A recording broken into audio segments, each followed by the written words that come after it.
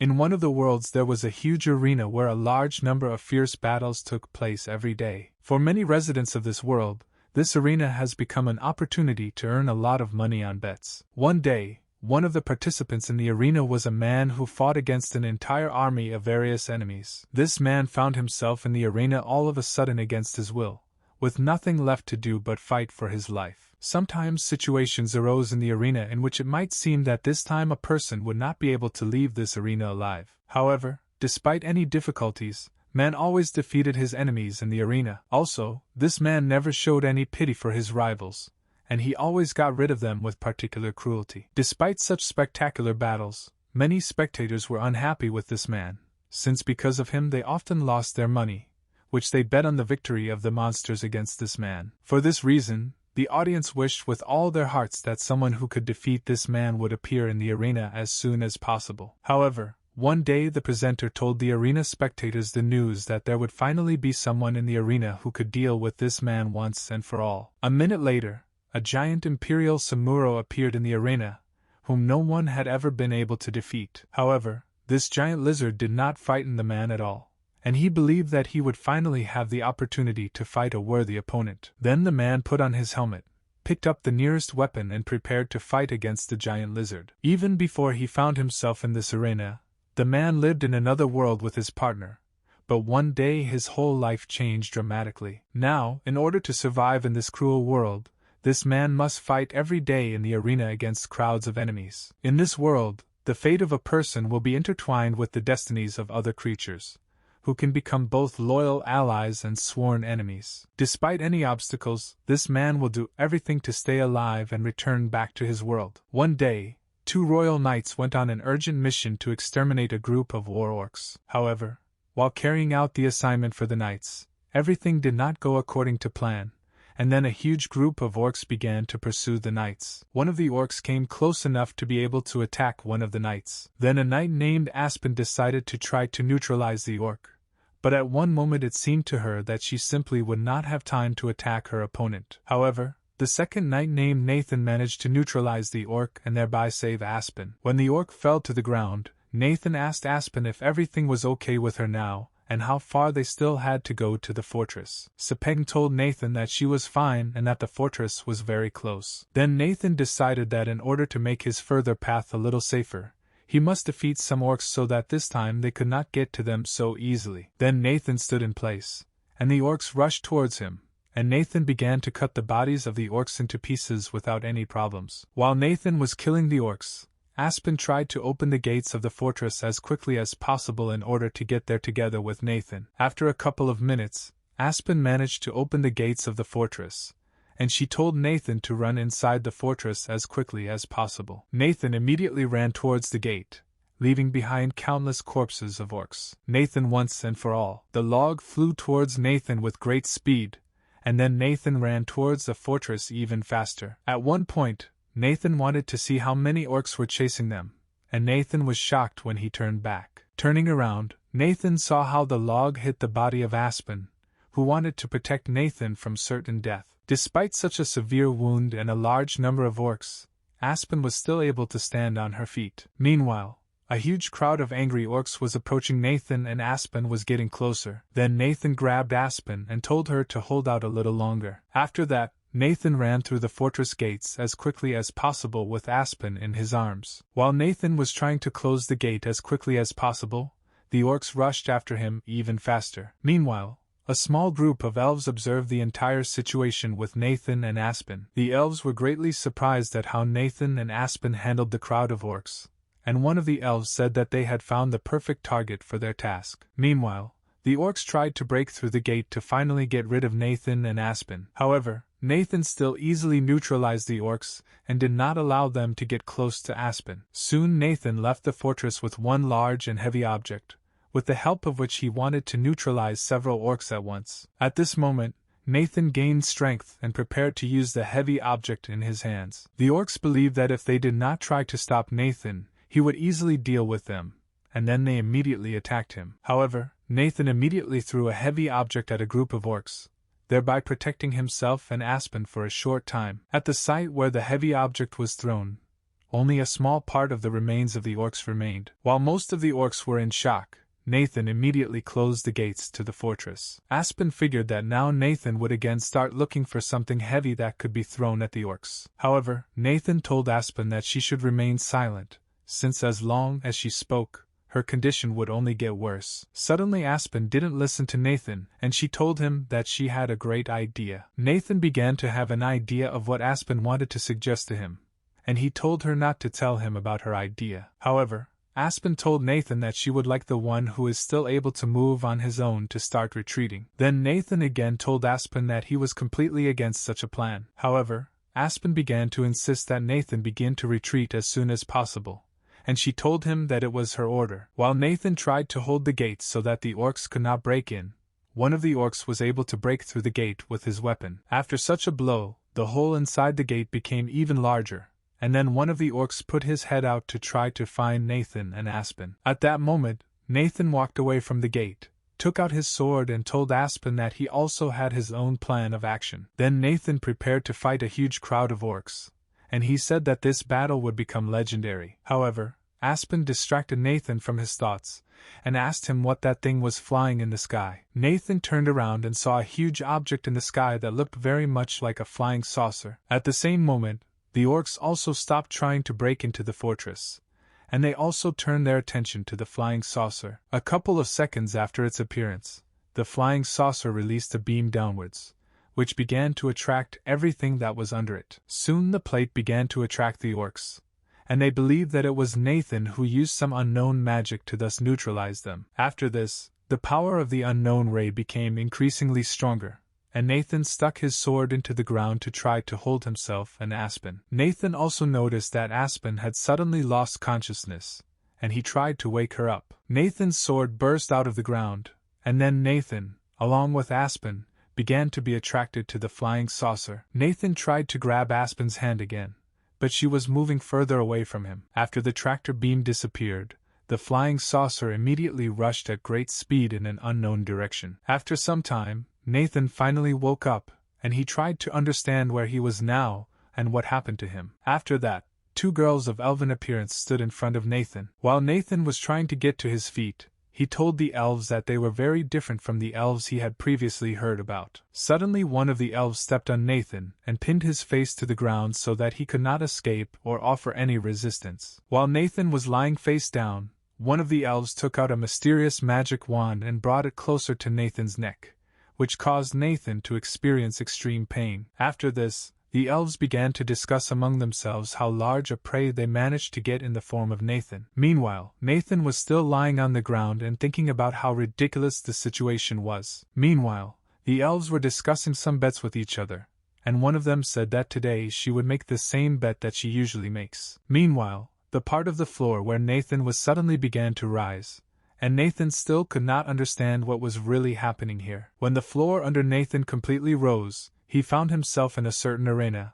in the stands of which there were thousands of spectators. Almost all the spectators in the stands were elves, and they were very surprised when they first saw such a person as Nathan in the arena. Nathan looked at the stands and was amazed that there were only elves in the stands. A little later, he saw several orcs chained near him, who attacked him and Aspen. Suddenly the orcs began to demand an explanation of how they got here and what they were going to do with them. Nathan took a closer look at the neck of one of the orcs and realized that the image on his neck was not an inscription in the orc language, but some kind of brand. Suddenly, a certain judge appeared at one of the viewing places and was going to explain the rules of the arena. The judge said that there are now 100 creatures in the arena, and during the battle only 3 of the strongest creatures should remain in the arena. Suddenly all the orcs noticed that the shackles in which they were imprisoned suddenly disappeared from their hands. Then the orcs decided to find out from their commander what was happening here, and what they needed to do. However, the main orc who led the orc army only smiled and took out his sword. Suddenly everyone turned their attention to a man who was running towards the exit from the arena and shouting that he no longer wanted to be here. In addition to that guy,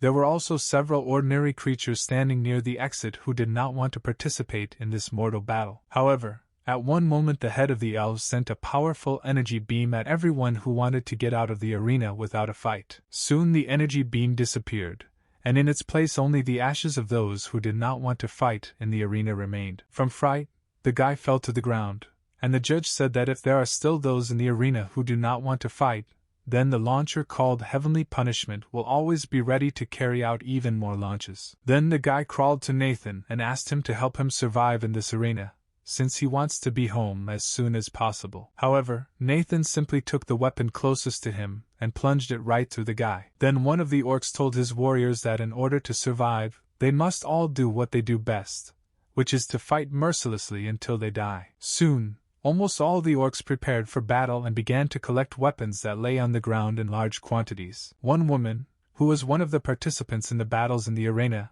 begged the orcs to save her life. However, the orcs did not care about other people's lives, and one of these orcs killed the unfortunate woman without any regret. Soon the orcs began to kill everyone who was weaker than them without any delay or sympathy. Nathan looked at these orcs and thought that with every second these creatures were becoming more and more cruel. After that, Nathan looked into the eyes of the guy he stuck the sword into, who understood that he was not destined to leave the arena alive, after which this guy closed his eyes and died in Nathan's arms. After this, the orcs turned their attention to Nathan and considered that he was as easy prey as the rest of the people they killed in this arena. One of the orcs noticed that Nathan turned out to be the same knight who was also running away from them together with some girl. Nathan stood up and understood that now these orcs wanted to do to them what they knew how to do best. After Nathan got to his feet, he told the orcs that he was going to do to them what they were going to do to him before they even got into the arena. Then a small group of orcs decided to get rid of Nathan as soon as possible,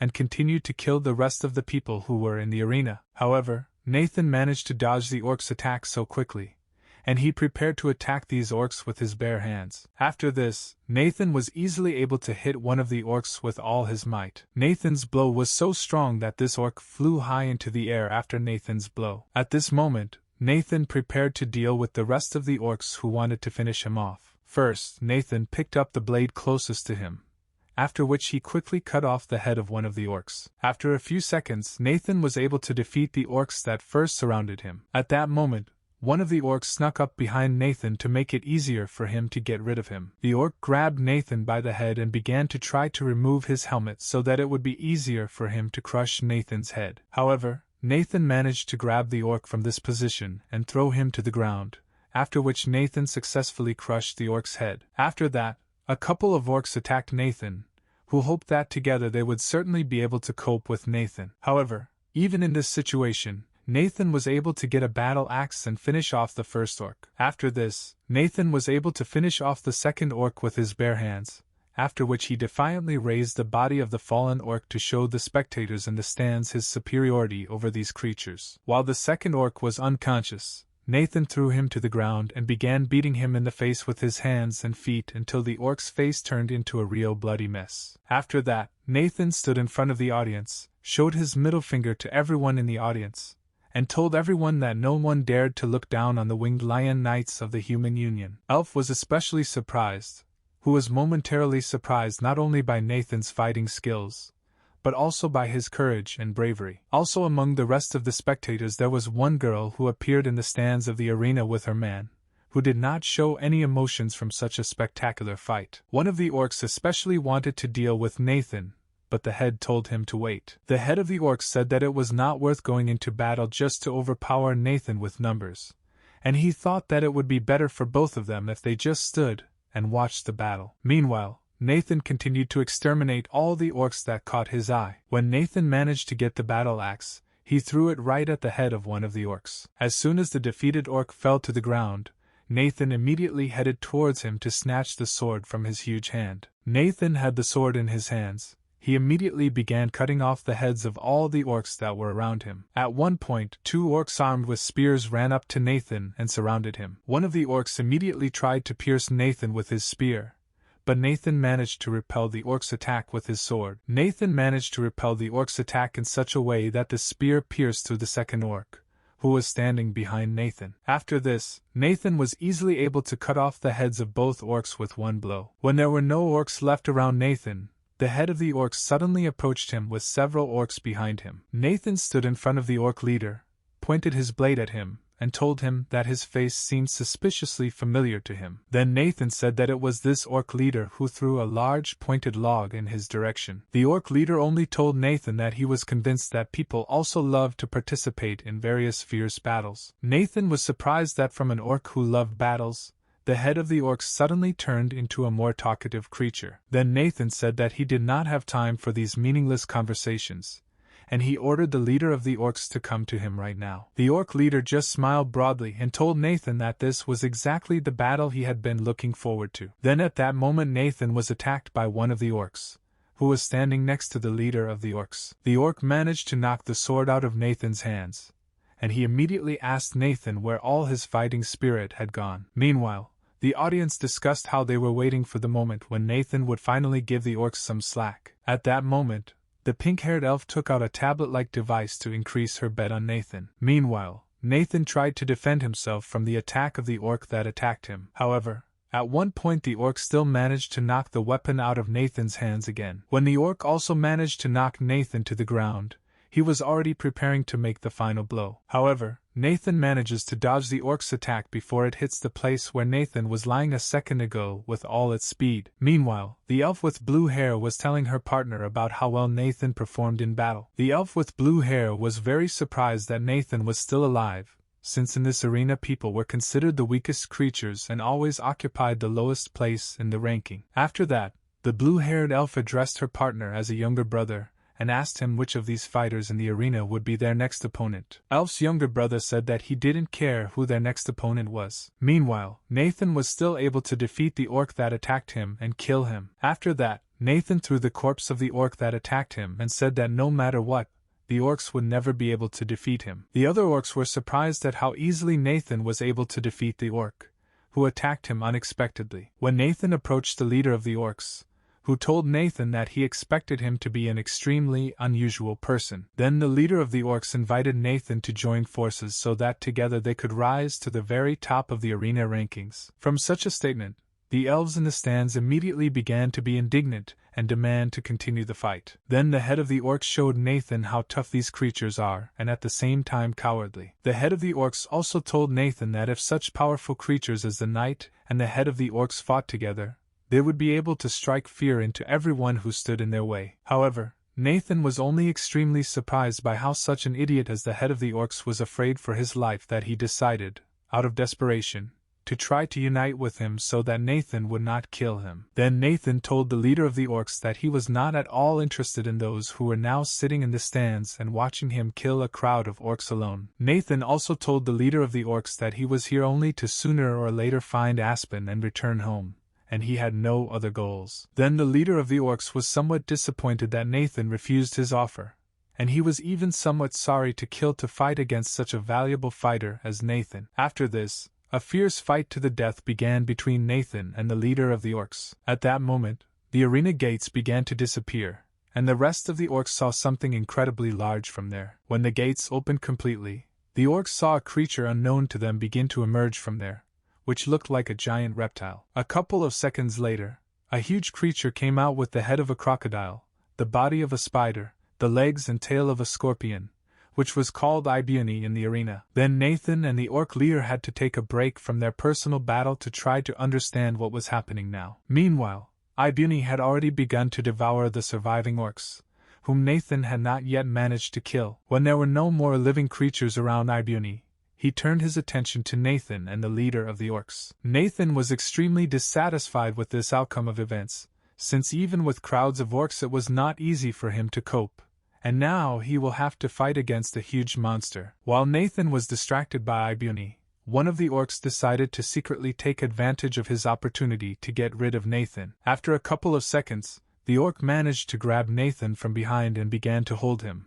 And then this orc told the leader of the orcs to finish Nathan off as quickly as possible. Then the leader of the orcs grabbed the sword and pierced Nathan's body with his sword, touching the orc who grabbed Nathan with his sword. The orc leader did not care that with Nathan he also killed one of his most loyal partners, after which the orc leader simply ran away, leaving Nathan and his partner to await their death. When Ibuni got to Nathan's body, the orc began to ask the orc leader to help him, but the orc leader no longer paid attention to what was happening to his partner. Soon, the orc leader's faithful partner died from severe wounds and shortages, and Nathan had no choice but to wait for his inevitable death. Before leaving this world after the orc, Nathan apologized to Aspen for not being able to last long enough to defeat all of his opponents in the arena. However, suddenly Nathan heard Aspen's voice, who said that she would like to be in some safer place. Suddenly, another participant appeared in the arena, which greatly surprised both the spectators and the remaining participants. Then a girl stood in front of Nathan,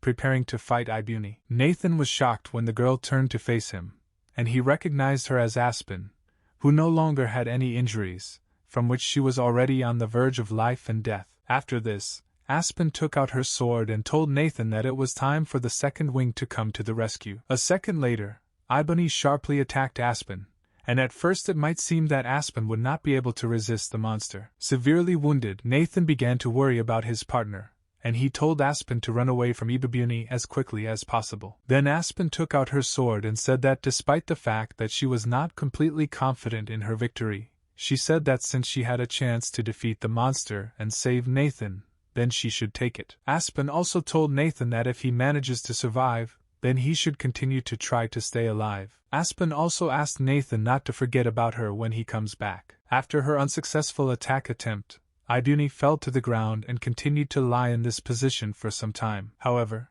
after a couple of seconds, Ibuni came to her senses, and then Aspen prepared to attack the monster. After Ibuni got to her feet, Aspen immediately decided to attack the monster as quickly as possible. At this point, Aspen used a piercing style technique called the full moon slash, during which Aspen made very fast circular movements that caused many wounds to the monster. When Aspen completed her full moon cut, Ibuni immediately fell to the ground with a very large number of different wounds that she had all over her body. Many elves were surprised that Aspen was able to neutralize Ibuni so easily, and some spectators even wanted to bet their money on Aspen's victory. At this moment, it seemed to Aspen that her wounds on Ibuni's body were not deep and severe enough to completely neutralize the monster. Ibuni's wounds were restored, and then she could stand on her spider legs again. Meanwhile, the judges were glad that Ibuni was able to recover from his wounds and return to the fight. Aspen couldn't understand how Ibuni could remain unharmed and still be ready to continue the fight. Meanwhile,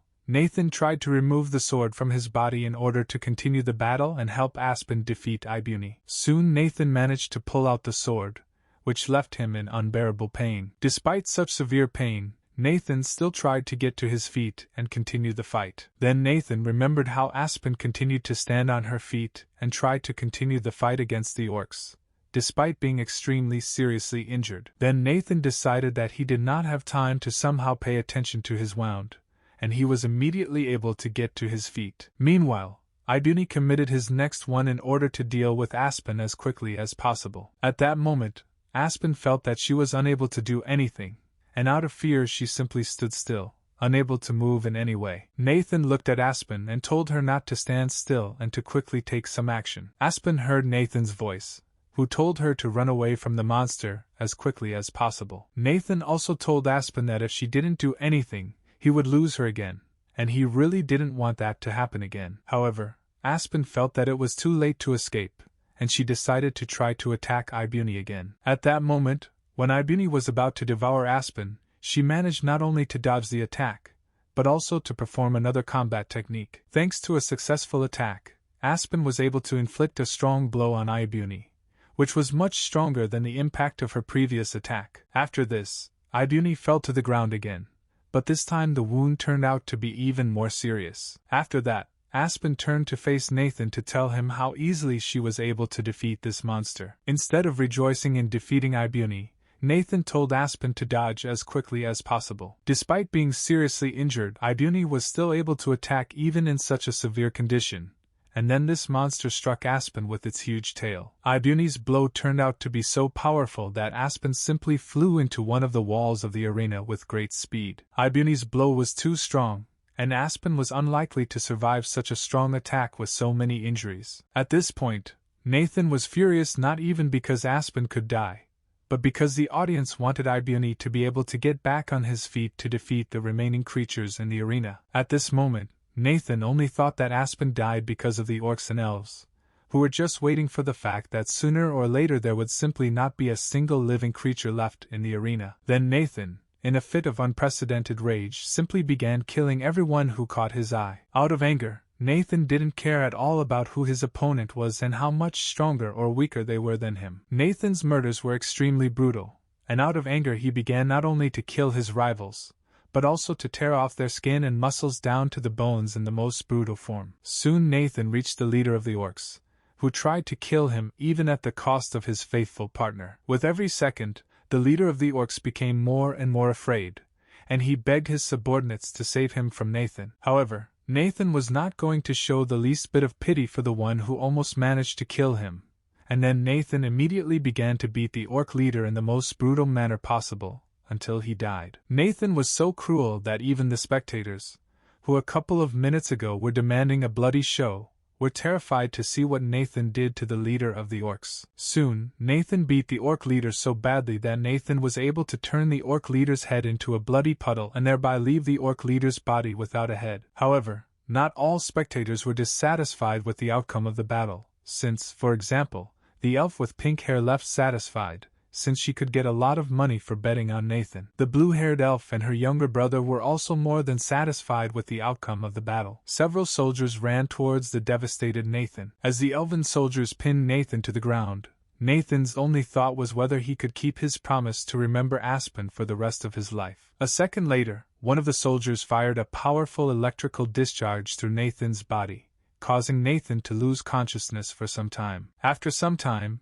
Nathan's body was placed in a cell in one of the local prisons, in which the elves kept offenders or new participants in the next battles in the arena. Soon, one of the main owners of the arena came to this prison to deal with Nathan. As soon as the owner of the arena entered the cell with Nathan, he saw Nathan hanging in chains in front of him, who did not even offer any resistance. The owner of the arena looked at Nathan's hanging body, and with every second he felt more and more anger. Nathan was grateful to the owner of the arena who arrived to him for bringing him some water. However, the arena owner's patience had long been exhausted, and he told Nathan what he had done, to which Nathan said that it was his own fault that he ended up here. Nathan's insolence angered the owner of the arena even more, and then he snatched the rod from the hands of one of the guards. As soon as the rod was in the hands of the owner of the arena, it immediately sent a powerful electric charge through Nathan's body. After this, the owner of the arena told Nathan that bloody fights in the arena are the most profitable entertainment. The owner of the arena said that all local residents enjoy watching the fierce fights,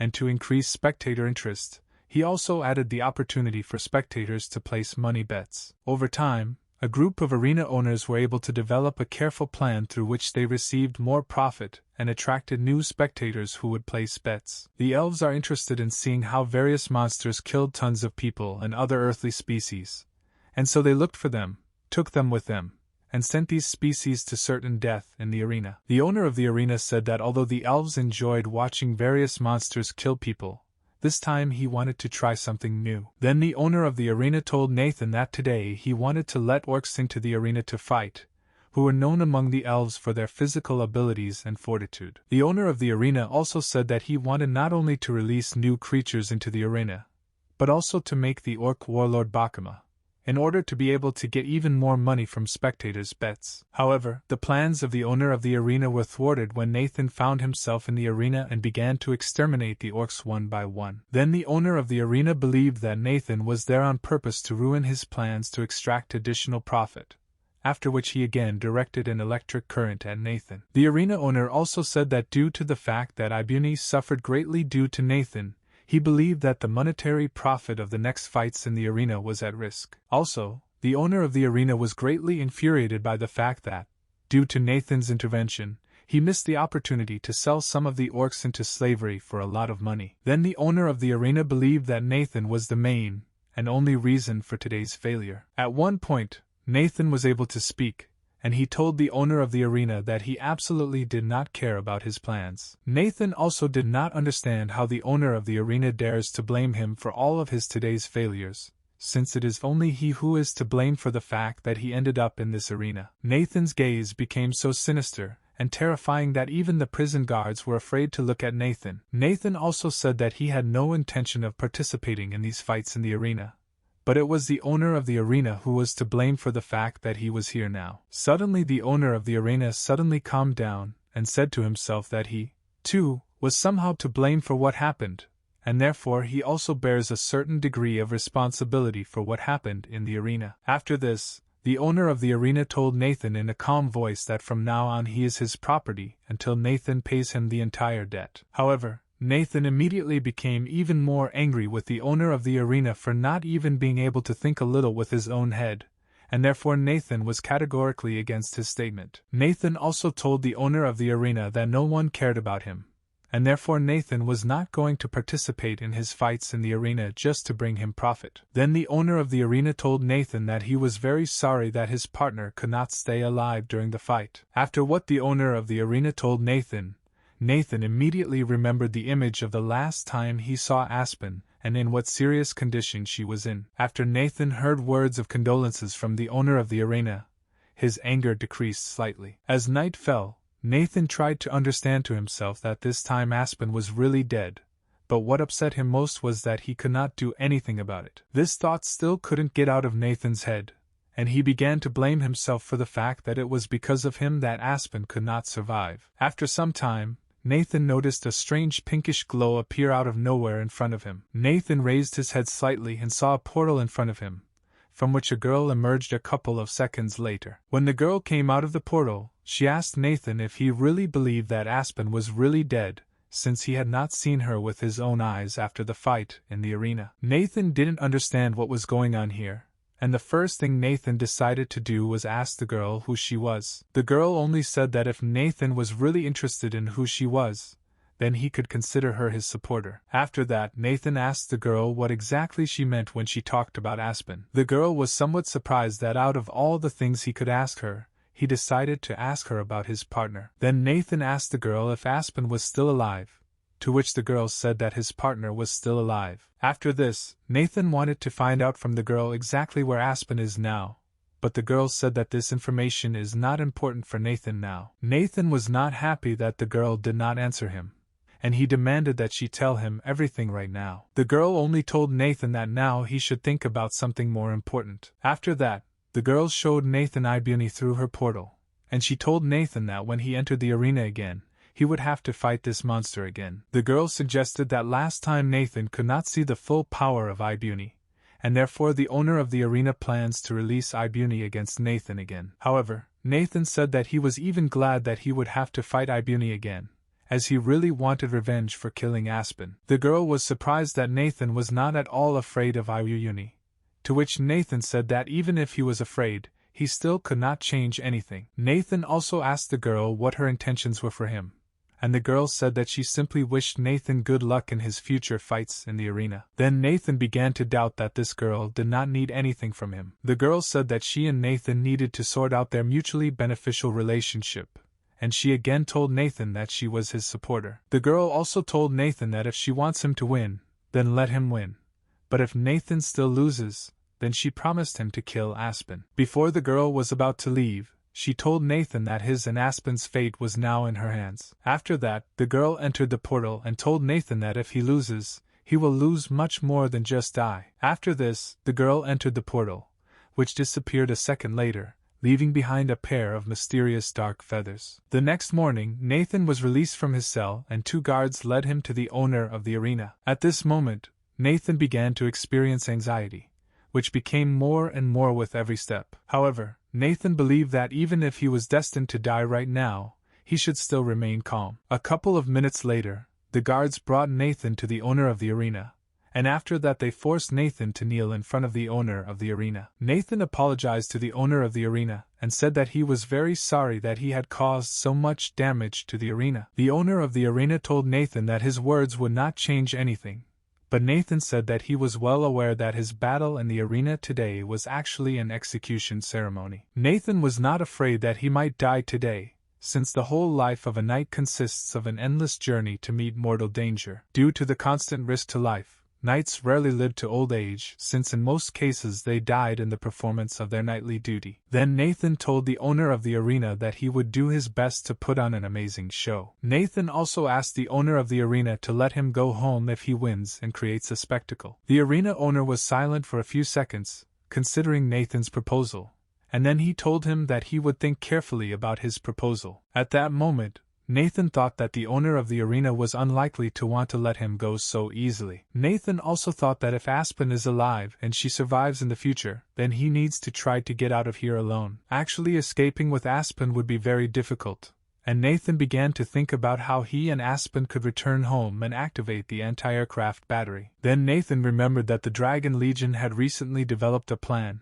and if Aspen was among the hostages, at least 2 units would act. Soon Nathan was brought to a new arena, which was a forested area, and Nathan thought that very soon he would be able to free Aspen and return home with her. However, before the battle began in the arena, one of the guards pressed a device that looked like a revolver against Nathan's neck. After the guard used an unknown device, a small mark appeared on Nathan's neck, which looked very similar to a mosquito bite. A couple of seconds after using the device, Nathan fell to the ground, unable to move at all. At that moment, the shackles on Nathan's hands opened, which did not allow Nathan to move his hands normally. Soon the guards decided to leave the battlefield as soon as possible, while Nathan could not get to his feet for a couple of minutes. After a couple of minutes, Nathan was able to get to his feet on his own, and then he decided to go deep into the forest into which he was led. At this moment, Nathan was thinking about those people who were able to stay alive after the last battle in the arena. Nathan also thought about whether there would be more people in this test like those who failed to survive the last test. Then Nathan thought that in this battle his opponents would be even stronger,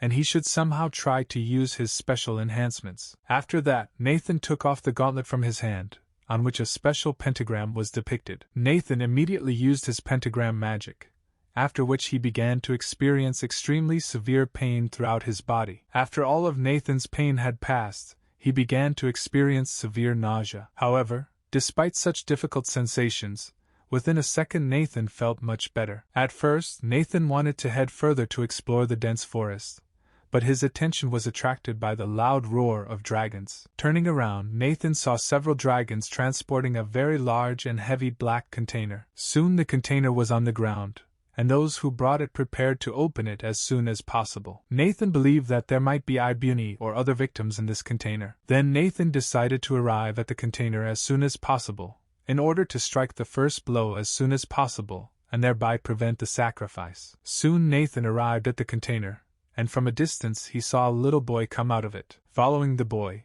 a little girl also came out of the container, in whose eyes one could see fear and misunderstanding of everything that was happening. Nathan thought that the owner of the arena was completely crazy to participate in testing innocent children. Meanwhile, the audience was already watching the children and Nathan with great interest through special screens. Among the people, Nathan received the nickname Handsome, and some people immediately liked Nathan, while other people hated Nathan due to the fact that their last bet did not work out and they lost their money. Then many viewers decided that this time Nathan would also win, and most viewers placed bets on Nathan's victory. Meanwhile, the owner of the arena was in the main tower and watched the spectators from it. The owner of the arena looked at the audience and thought that those who bet their money on Nathan's victory were complete idiots. At that moment, one of his guards approached the owner of the arena to report that the drug they had injected into Nathan's body had begun its activity. After this, the second guard asked the owner of the arena if it was true that he would let Nathan go home if he won. Then the owner of the arena turned to the guard and said that in fact he was not going to let Nathan go under any circumstances. But despite this, the owner of the arena was still confident that Nathan would give the audience a grandiose spectacle. The owner of the arena noticed that Nathan had been extremely polite this morning,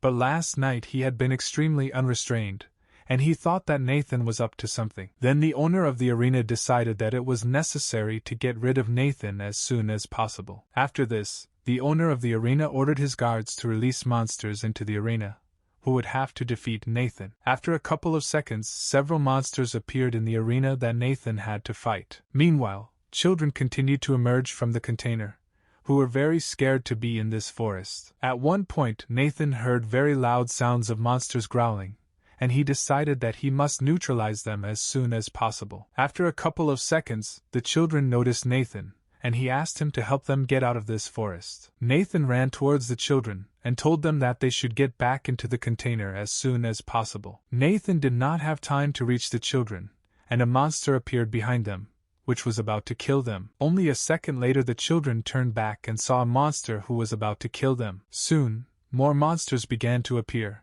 making the children feel like they had no chance of survival. Soon one of the monsters immediately got out of the bushes and attacked the children. However, at the last moment, a heavy sword flew into the monster's head, which immediately pierced his arm and head through. After such an attack, the monster fell to the ground without an arm, showing no signs of life. After this, the children saw a large humanoid lizard who threw a sword at the monster and finished off the monster. The lizard looked towards the crowd of monsters and said that he would finish off all these monsters who wanted to attack defenseless children. After this, a crowd of monsters immediately ran towards the lizard to kill first him, and then the children. At that moment, the lizard pulled his hand behind his back and began to pull out a pair of blades directly from his back. The lizard took out a pair of combat blades from his back, stood between the monsters and the children, and prepared to fight the monsters. After this, the lizard rushed towards the crowd of monsters in order to neutralize them as quickly as possible. However, the monsters were slightly afraid of the lizard, and then one of them also ran towards the lizard. The monster tried to attack the lizard, but the lizard managed to dodge the monster's attack. Even though the lizard was able to dodge the attack, the monster was still able to hit the lizard's eye and damage it. After this, the lizard immediately cut the monster into small pieces with his swords. After the lizard neutralized the first monster, he turned to face the remaining monsters to try to neutralize them. At this moment, a couple of monsters began to slowly approach the lizard, hoping that together they would be able to finish off the lizard. Meanwhile, Nathan decided to take advantage of the moment to get the children to safety. After that, Nathan took the children in his arms to get them out of the battlefield as quickly as possible. At that moment, another girl came out of the container and wanted to tell Nathan that he should beware of this path. Then Nathan headed towards the container as quickly as possible to hide the children there. After a couple of seconds, Nathan reached the container, and then he told the children to go back into the container and lock the doors of the container tightly. However, the girl told Nathan that the lock was badly damaged, and because of this they could not lock the door of the container. At this moment, monsters had already approached the container, and Nathan needed to act to protect the children. Then Nathan decided that he had no other choice, and he needed to get rid of these monsters as soon as possible. After a couple of seconds, one of the monsters decided to be the first to attack Nathan. Despite such a quick and sudden attack, Nathan manages to interrupt the monster's attack. After Nathan was able to repel the monster's attack, he immediately decided to attack it. During his attack, Nathan punched the monster in the stomach, causing the monster to bleed from the mouth. After the attack to the stomach, Nathan decided to punch the monster in the face with all his strength, causing the monster to immediately fall to the ground. Nathan's blow was so strong that the monster was never able to get back to its feet. However, despite the fact that the monster no longer posed any danger, Nathan grabbed the monster by the head and prepared to deal the monster another blow. Then Nathan kicked the monster again, causing the monster to fly to the side at high speed. A second later, the monster flew towards other monsters, who were a couple of tens of meters from Nathan. The monsters were very frightened, which is why they immediately began to run away from Nathan, leaving their half-dead partner. After this, Nathan returned to the container and told the children that the monsters had retreated and that they were now safe. Then one of the girls said that among the other children there was one who had lost his leg, and the other, due to a panic attack, began to be rude to everyone. Nathan then noticed that this girl was an elf, and he wondered if her younger clansmen could use her. At that moment, a lizard with a badly damaged eye approached the container and told Nathan that he did not expect to see representatives of earthly species here. Nathan soon noticed how badly the lizard's eye was damaged, and he asked the lizard if he would be okay. Then the lizard told Nathan that he should not worry about him,